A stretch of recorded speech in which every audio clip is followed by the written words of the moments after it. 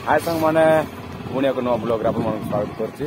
आज हम बाहर जेसीडी पड़िया को सेठी सहित प्रोग्राम हो तो ये डेकोरेशन केमती होछि हम आज बाहर देखिबा पई आपन को वीडियो माध्यम देखेबी से प्रोग्राम केमती चलियो। हम रायड ओवर जो पूरा हेच देख पारथिबे आ किछ समय पर हम जेसीडी पड़िया पहुंच जिवो। हेलो हाय संग माने हम जाउ सन सहित एपटे देख पारथिबे हम केते खुशी रे जाउ आज जेसीडी आज की पड़िया को से गला पर आम के एंजॉय नेबू हम देखेबी वीडियो माध्यम देख पार्थिबे। आम एंट्री करलु पड़िया पहुंच गलु देख पार्थिबे डेकोरेशन आरंभ होइछि बाकी किछि देख पार्थिबो किछि दिन से आसी नै आ डेकोरेशन आरंभ हो जाइछि।